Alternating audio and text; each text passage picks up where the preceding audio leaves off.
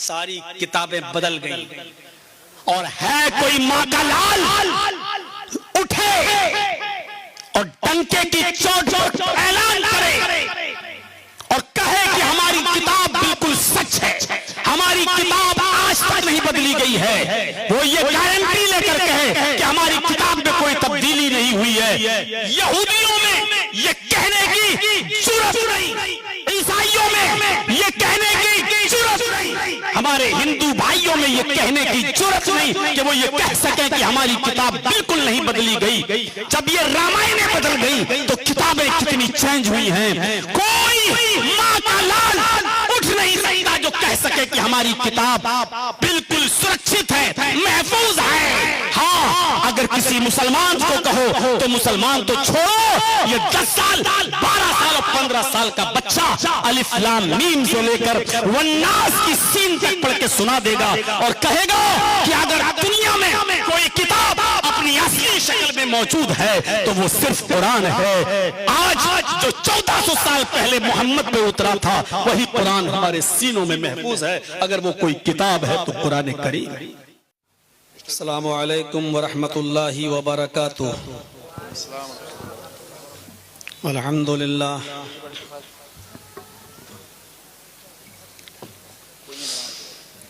अल्हम्दुलिल्लाहि नहमदुहु व नस्तईनुहु व नस्तगफिरुहु व नऊज़ु बिल्लाहि मिन शुरूरि अनफुसिना व मिन सय्यिआति अअमालिना।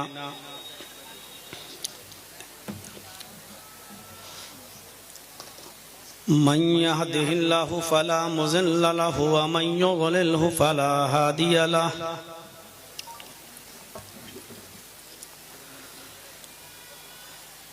व अशहदु अल्ला इलाहा इल्लल्लाह वहदहु ला शरीका लहु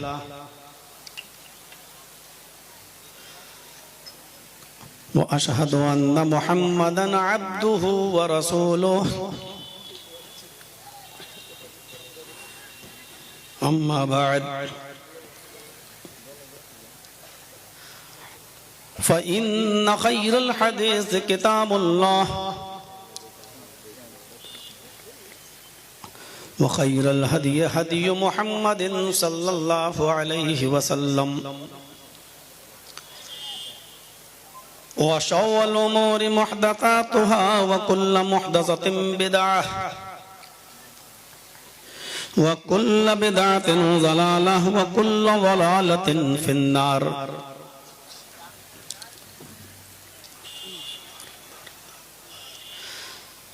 अऊज़ु बिल्लाहि मिनश शैतानिर रजीम।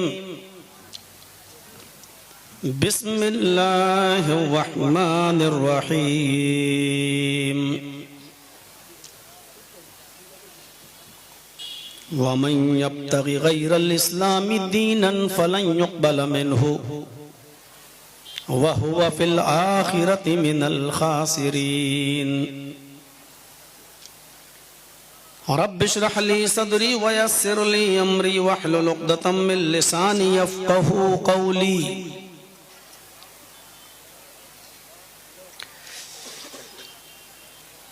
काबिल सद एहतराम सदर इजलास फ़ज़ीलतुश शेख सलीमुद्दीन अल मदनी हफ़िज़हुल्लाह, फ़ज़ीलतुश शेख अब्दुल जलील मदनी हफ़िज़हुल्लाह, नाज़िम इजलास फ़ज़ीलतुश शेख तौहीद सलफ़ी हफ़िज़हुल्लाह, इस इजलास के रूह रवां जो बार बार फ़ोन करते रहे और बज़िद हो गए प्रोग्राम लेने पर, जनाब शीश मोहम्मद साहब स्टेज पर बैठे हुए इलाके की दीगर बावकार शख्सियात, डॉक्टर मुस्लिम साहब, डॉक्टर बबलू साहब और इसी तरीके से इस इदारे के डायरेक्टर जनाब मोतियुर रहमान साहब और उनके अलावा दीगर मुअज़्ज़ज़ अहबाब, मुअज़्ज़ज़ सामईन हज़रात, पर्दा नशीन इस्लामी ख़वातीन, माँ और बहनों, कौम व मिल्लत के लायकवर नौजवानों, मुस्तक़बिल के होनहार अज़ीज़ बच्चों, और जलसों की बनिस्बत आज मुझे फिर भी सही टाइम मिल गया, वरना कल ये पोजीशन थी कि मुझे 1:45 बजे टाइम मिला था। अल्लाह रब्बुल आलमीन इस इजलास को कामयाब फरमाए और जिस मकसद के लिए प्रोग्राम रखा गया है मदरसे की तामीर और तरक्की के लिए, अल्लाह रब्बुल आलमीन इस मदरसे में दिन दूनी रात चौगुनी तरक्की अता फरमाए। इनके जिम्मेदारों को हौसला दे, हिम्मत दे और इनकी मेहनतों को कबूल फरमाए। खुशी हुई इस चीज़ को देखकर कि आज 5 बच्चों के सर पर दस्तारे फजीलत रखी गई। कुरान का इन्होंने हिफ्ज किया, मुकम्मल कुरान को अपने सीने में महफूज किया। इस कुरान की हिफाजत की जिम्मेदारी अल्लाह तबारक व तआला ने 1400 साल पहले ली थी और अपने नबी से, हबीब से कहा था कि हम ही ने इस कुरान करीम को नाजिल किया है और हम ही इसकी हिफाजत फरमाएंगे। इन्ना नहनु नज़्ज़लना ज़िक्रा व इन्ना लहू लहाफ़िज़ून। हम ही ने इसको नाजिल किया है और हम ही इसकी हिफाजत फरमाएंगे। ये कुरान एक ऐसी मुक़द्दस किताब है जो दुनिया में सबसे ज़्यादा पढ़ी जाती है और उसी की निस्बत से इसका नाम रखा गया कुरान। अरबी ज़बान में क़रा यक़राओ के माना पढ़ने के आते हैं। दुनिया में सबसे ज़्यादा पढ़ी जाने वाली किताब। आज भी बहुत से मज़ाहिब के मानने वाले दुनिया में मौजूद हैं। वो जो किताबें तस्लीम करते हैं उन किताबों का वजूद है। बुद्धिज्म के लोग, बुद्धिस्ट लोग बुद्धिज्म पढ़ते हैं और बुद्धिज्म बड़ी आसानी से आपको नेपाल के शहर लुम्बिनी में मिल जाएगी। सिख धर्म के लोग जिस किताब को पढ़ते हैं उसका नाम है गुरु ग्रंथ। जैन मजहब के लोग जिस किताब को पढ़ते हैं उसका नाम है जैनिज्म। ईसाई जिस किताब को पढ़ते हैं उसका नाम है बाइबिल और उस बाइबिल का न्यू टेस्टामेंट यानी इंजील। और यहूदी जिस किताब को आज पढ़ते हैं उसका नाम है ओल्ड टेस्टामेंट, तौरात। हमारे हिंदू भाई जिन किताबों को पढ़ते हैं, पढ़ते क्या उन्होंने तो देखा भी नहीं होगा। नाम है उन किताबों के ऋग्वेद, यजुर्वेद, अथर्ववेद, सामवेद। आप अपने तिनकुड़िया में और अपने गांव में किसी भी हिंदू भाई से पूछें कि आपके यहाँ ये टेक्स्ट बुक हैं, ये किताबें हैं जो धार्मिक हैं, क्या ये किताबें आपके पास हैं? कोई एक भी हिंदू ये नहीं बता पाएगा कि ये किताबें हमारे घर में हैं। आप उनसे कहो कि किताबें पढ़ते हो तो वो कहेंगे पढ़ना तो छोड़ो, हमने देखा नहीं कि ऋग्वेद कैसा होता है, अथर्ववेद कैसा होता है, सामवेद कैसी होती है, यजुर्वेद देखी भी नहीं होगी उन्होंने। वो जो किताबें पढ़ रहे हैं उनका नाम है रामचरितमानस या गीता।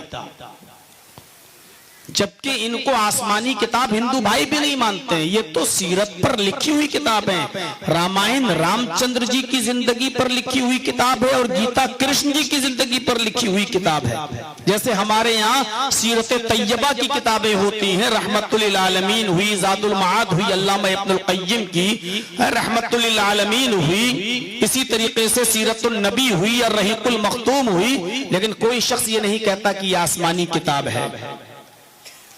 तो सीरत की किताबें आसमानी किताब नहीं होती। आप ताज्जुब करेंगे कि बड़ी बड़ी अदालतों में अगर कसम खिलवाई जाती है तो हिंदू भाइयों के हाथों पर गीता देकर कसम खिलवाई जाती है कि गीता पर हाथ रख के कहो, जो कहेंगे सच कहेंगे, सच के अलावा कुछ नहीं कहेंगे। और मुसलमान को कुरान पेश किया जाता है और कहा जाता है कि इस पर हाथ रखकर कसम खाओ, जो कहेंगे सच कहेंगे और सच के अलावा कुछ नहीं कहेंगे। जबकि गीता पर हाथ रखकर कसम खिलवाना क्या माना रखता है जब वो आसमानी किताब ही नहीं है, जब वो आकाशीय ग्रंथ ही नहीं है। हिंदू भाई जिस किताब को आकाशीय ग्रंथ कहते हैं, जिसको आसमानी किताब कहते हैं, वो तो वेद है। जिसको इल्हामी किताब मानते हैं, जिसको वो आकाशीय ग्रंथ कहते हैं, आसमानी किताब मानते हैं, वो तो वेद है। लेकिन पढ़ने के लिए उनके पास रामायण है या गीता है, आसमानी किताब को वो नहीं पढ़ते हैं जो उनके अकीदे के मुताबिक।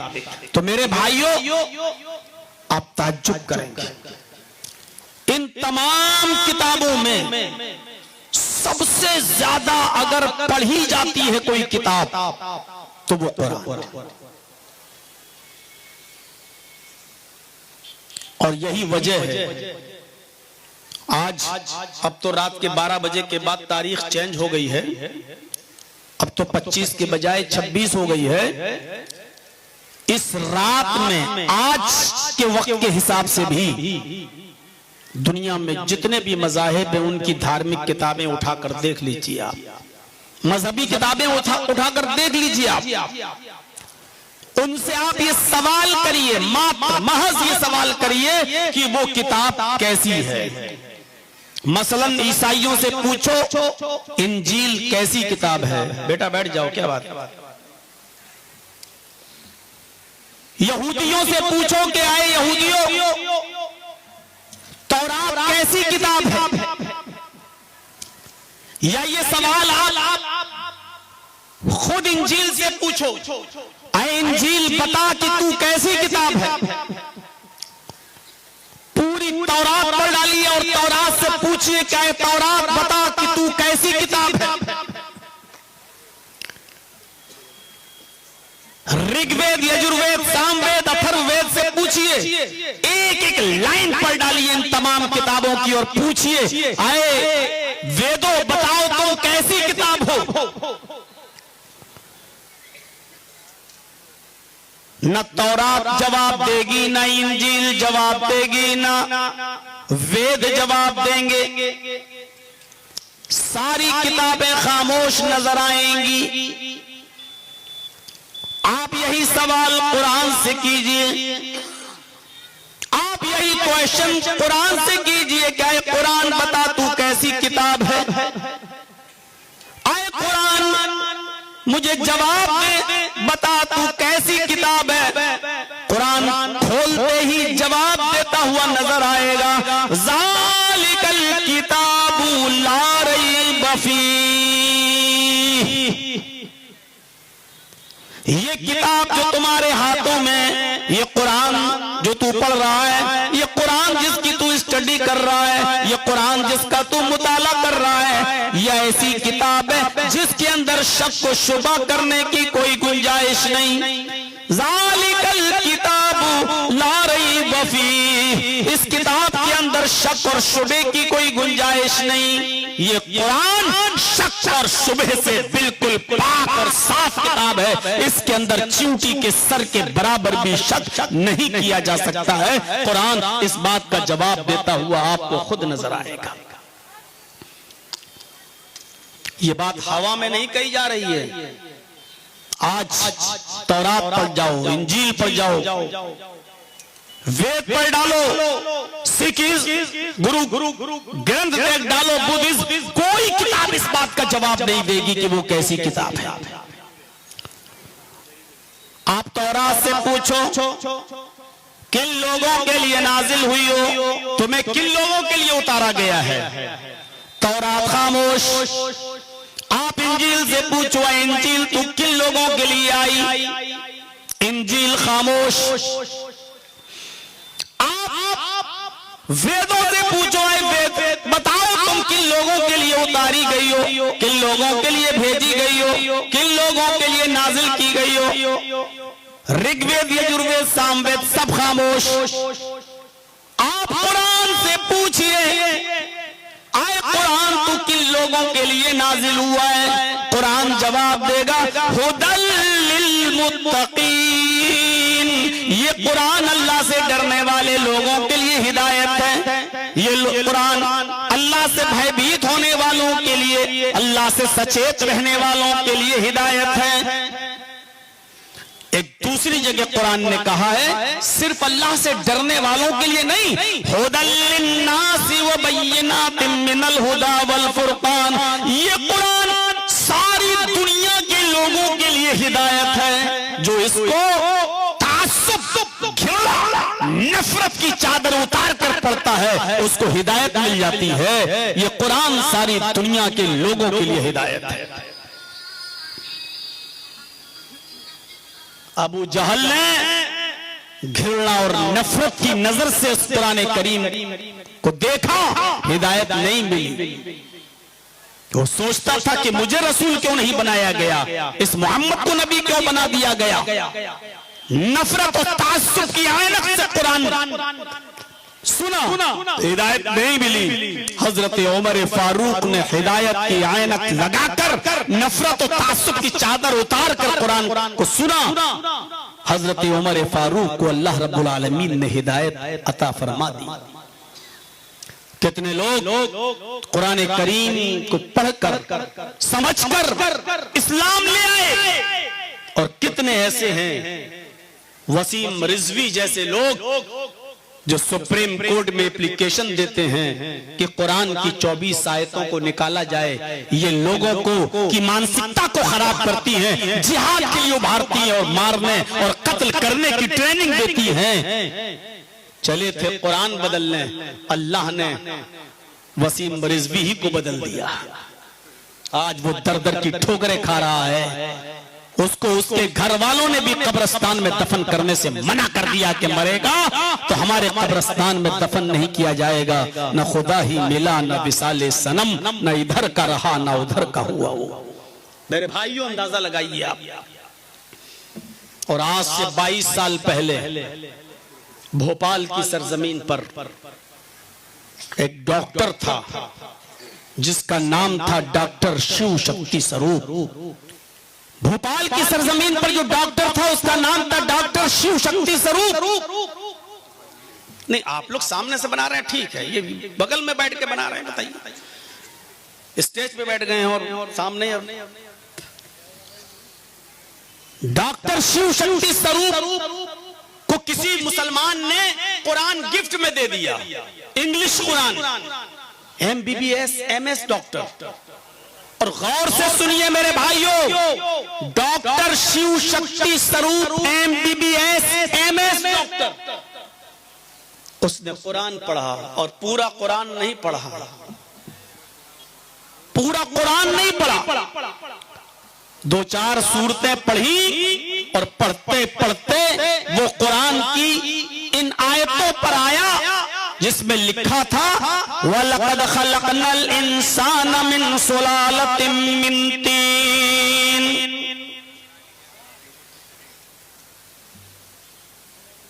यहां से उसने 2-3 आयतें पढ़ी कि हमने इंसान को मिट्टी के सबसे पैदा किया, मिट्टी के एसेंस से पैदा किया, उसके खुलासे से पैदा किया, उसके निचोड़ से पैदा किया। फिर हमने उसको नुत्फा बनाया, फिर वो नुत्फा रहमे मादर में गया, माँ के पेट में पहुंचा, फिर उसको मुख्तलिफ मराहिल से अल्लाह रब्बुल आलमीन ने गुजारा। पहले वो जमा हुआ खून बना, फिर खून के बाद गोश्त का लोथड़ा बना, गोश्त के लोथड़े के बाद हमने उसकी हड्डी बनाया, फिर हड्डियों के अंदर भी हमने गोश्त चढ़ाया। जिस तरतीब से कुरान ने ये चीजें बयान की, जिस तरतीब से, जिस नंबर से कुरान ने ये चीजें बयान की, डॉक्टर शिव शक्ति स्वरूप कुरान की एक चंद आयतों को पढ़ने के बाद हैरान रह जाता है। वो कहता है कि अल्ट्रासाउंड मशीन यही बताती है कि माँ के पेट में पहले नुत्फा जाता है, फिर जमा हुआ खून बनता है, फिर अल्लाह फिर उसी खून को गोश्त का लोथड़ा बनाता है, फिर गोश्त के लोथड़े में हड्डी बनाता है, फिर हड्डियों के ऊपर गोश्त चढ़ाता है। जिस तरतीब से कुरान ने बयान किया है, आज की साइंस कहती है कि इसी तरतीब से बच्चा माँ के पेट में बनता है, इसी तरतीब से बच्चा माँ के पेट में बनता है। और ये बात मोहम्मद रसूलुल्लाह मोहम्मद बता रहे हैं, जिन्होंने किसी से ABCD नहीं पढ़ी, जिन्होंने किसी से छोटा बड़ा नहीं पढ़ा, जिनको किसी उस्ताद ने नहीं पढ़ाया। इतनी बड़ी मेडिकल साइंस 1400 साल पहले मोहम्मद को किसने बता दी? सल्लल्लाहु अलैहि वसल्लम। भाई ये तो डॉक्टर को भी अल्ट्रासाउंड मशीन देखने के बाद पता चला, डॉक्टर को भी नहीं मालूम। लेकिन मोहम्मद रसूलुल्लाह के जमाने में तो साइंस ने इतनी तरक्की नहीं की थी, तब अल्लाह ने मोहम्मद को ये बात बताई और मोहम्मद ने पूरी दुनिया को बताई। तो मोहम्मद रसूलुल्लाह को ये चीज कैसे पता चली? इसका मतलब ये है कि ये कुरान आसमानी किताब है, अल्लाह के अलावा ये बात तो कोई नहीं जानता है, इसलिए ये कलाम अल्लाह का कलाम है। डॉक्टर शिव शक्ति स्वरूप ने बस यही आयत पढ़ी और पढ़ने के बाद वो इस्लाम कबूल कर लेता है। अल्हम्दुलिल्लाह वो भोपाल की कबाड़ी मार्केट नंबर 2 में आकर अहले हदीस मस्जिद में आकर इस्लाम कबूल करता है। और आज भी वो अहले हदीस है और सिर्फ अकेला इस्लाम कबूल नहीं करता है, उसकी बीवी जिसका पहले नाम सरस्वती था, आज उसका नाम खदीजा है। और उस वक्त उसकी 8 साल 9 साल की बेटी भी उसके साथ इस्लाम लाती है, जिसका अब नाम आयशा है। आज अल्हम्दुलिल्लाह उसकी वो लड़की भी MBBS MS गायनी सर्जन बन चुकी है। हमारी माँ बहनें क्या पर्दा करेंगी वो आप मेले में देख लो।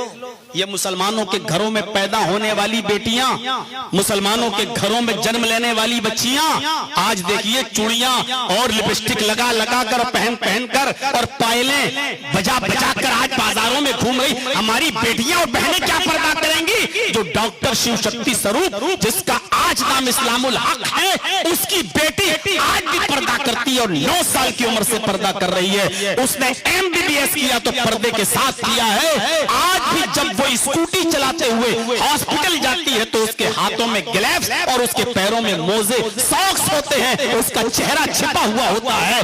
आज डॉक्टर बनने के बाद भी उसने जो पर्दे में रहकर खिदमत खल्क किया और लोगों का इलाज करती है, हमारी बेटियां और हमारी बहनें क्या पर्दा करेंगी? हम क्या सिखाएंगे अपनी बेटियों को? ये तो अपने शोहरों को धोखा देके आई हैं, बंबई दिल्ली काम करने वालों को, और यहां आकर वो मिलने के वादे हो चुके हैं जो जलेबियों की दुकानों पर मुलाकातें हो रही हैं। माफ कीजिएगा, बहुत सख्त जुमले हैं, लेकिन ये हकीकत है और ये सच्चाई पर मबनी बात है। और मैं ये बात कह रहा हूं तो उसके पीछे भी कोई रीजन होगा, तब ये बात कही जा रही है। मेरे भाइयों, हमारी बेटियां क्या पर्दा करेंगी और हमारी बेटियों में क्या हया होगी और शर्म होगी जो उस लड़की के अंदर है। कुरान की एक आयत हिदायत की नियत से पढ़ा, दिल साफ करके पढ़ा, उसको इस्लाम की दौलत मिल गई। बड़ी से बड़ी ताकतों ने उससे इस्लाम छुड़वाना चाहा, लेकिन डॉक्टर शिव शक्ति स्वरूप जो अब इस्लामुल हक हैं, इस्लाम नहीं छोड़ते हैं। अल्हम्दुलिल्लाह लंबी दाढ़ी है, 5 वक्त के नमाजी हैं।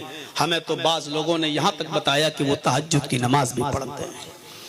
उनकी बीवी खदीजा जितना सदका और खैरात करती है रमजान के महीने में कोई नहीं, हमें नहीं नजर आता कि कोई और करता हो। और उसकी बेटी आयशा आज पर्दे की एक निशानी बनी हुई है कि देखो पर्दे में रहकर भी लड़कियां अगर चाहें तो तरक्की कर सकती हैं, पर्दे में रहकर भी डॉक्टर बन सकती हैं, पर्दे में रहकर भी इलाज किया जा सकता है। ये इस्लाम की तालीम से मुतासिर होकर ये घर जब बदलता है तो ये है, एक आयत ने उसके दिल की दुनिया बदल दी। ये कौम जो रमजान के महीने में पूरा कुरान सुन लेती है लेकिन ईद के दिन फिर डीजे बजाती है, रमजान के महीने में तरावी में पूरा कुरान सुन लेती है और ईद के दिन चलने वाली नई फिल्म देखने के लिए फिल्म हॉल में पहुंच जाती है। ये कौम जो पूरा कुरान सुनकर भी इबरत हासिल नहीं करती है, ऐसी मरी हुई और वेंटिलेटर पर लेटी और सोई हुई कौम से कौन सी उम्मीदें लगाई जा सकती हैं मेरे भाइयों। ये कौम मर चुकी है, जर्जीस वेंटिलेटर पर लेटी हुई कौम से खिताब कर रहा है, मुर्दों से खिताब कर रहा है। इस कौम के अंदर से रूह निकल चुकी है।